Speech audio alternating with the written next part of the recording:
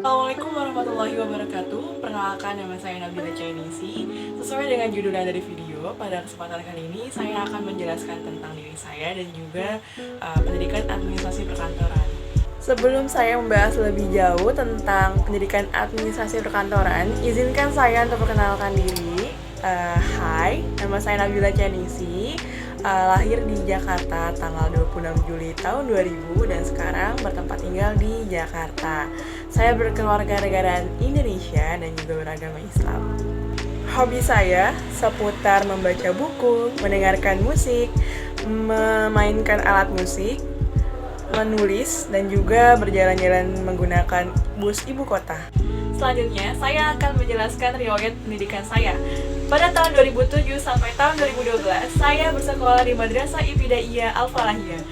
Pada tahun 2013 sampai tahun 2015, saya bersekolah di SMP Negeri 12 Jakarta. Lalu pada tahun 2016 sampai tahun 2018, saya bersekolah di SMK Cybermedia Jakarta.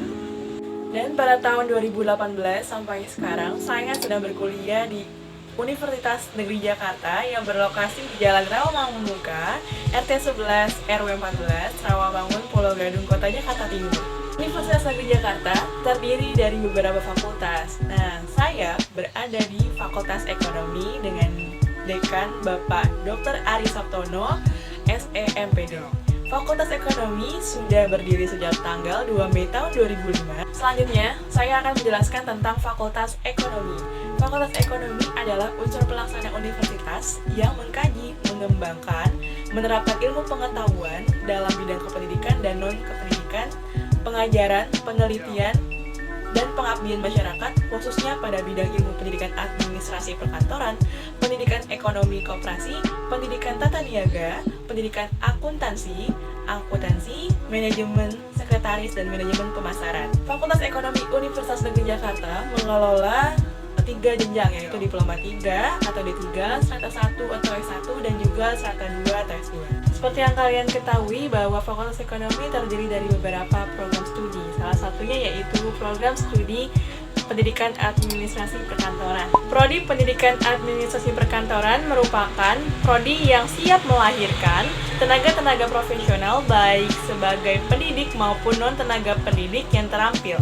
Lulusan dari Prodi Pendidikan Administrasi Perkantoran yaitu bergelar SPD. Kepala Prodi dari Pendidikan Administrasi Perkantoran yaitu Bapak Dr. Osri Usman Embus. Selanjutnya, saya akan menjelaskan visi dan misi dari program studi administrasi perkantoran. Visi dari program studi administrasi perkantoran yaitu menghasilkan sumber daya manusia yang profesional, memiliki keunggulan kompetitif, berdaya saing tinggi, memiliki wawasan global, serta menguasai ilmu pengetahuan dan teknologi di bidang pendidikan administrasi perkantoran dalam membangun masyarakat Indonesia yang maju, demokratis, dan sejahtera berdasarkan Pancasila. Selanjutnya yaitu misi dari program studi administrasi perkantoran. Yang pertama yaitu melaksanakan sistem pembelajaran yang profesional dengan terus mengembangkan berbagai sumber daya pembelajaran dan relevansi muatan kurikulum dengan kebutuhan dunia bisnis yang diimbangi dengan akhlak mulia, wawasan wirausaha, dan wawasan global.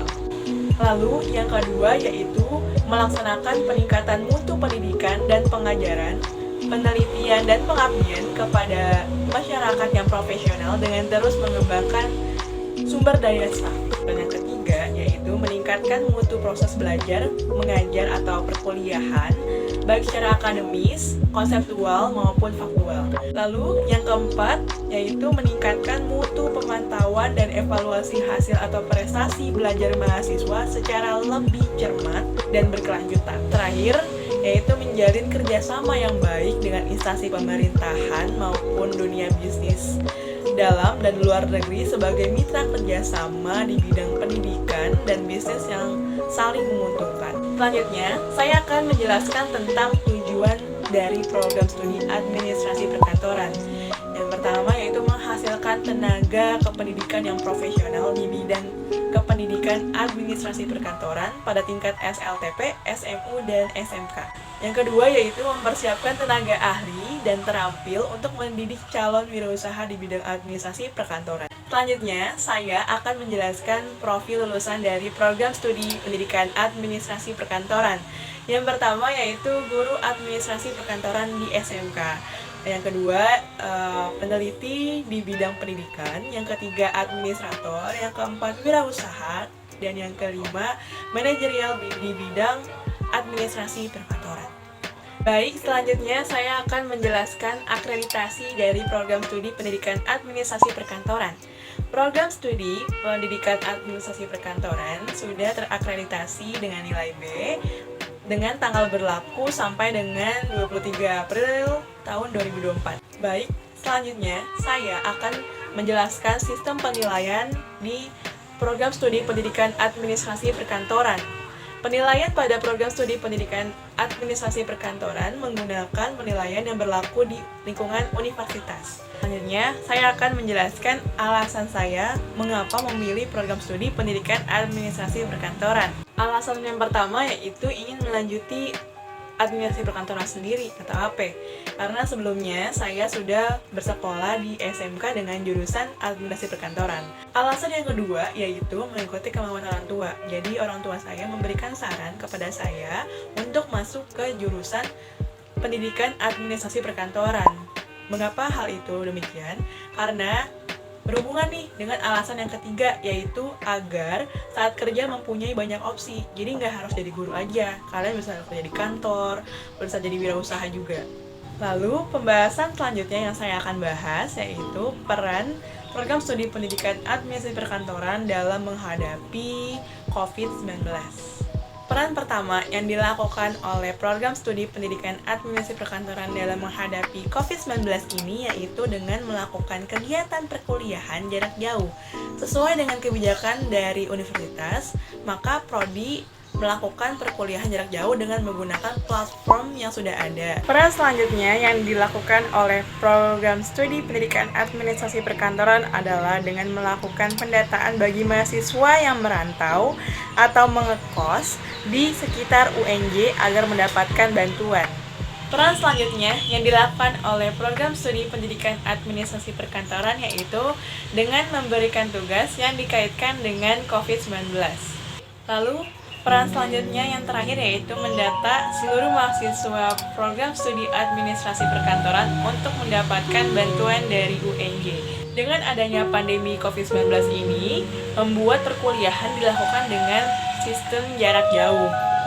Saat perkuliahan jarak jauh, mahasiswa melakukan akses ke beberapa aplikasi dan website yang dimana memerlukan kuota yang cukup besar. Dengan begitu, prodi melakukan pendataan sesuai dengan instruksi dari universitas melalui website Siapkan.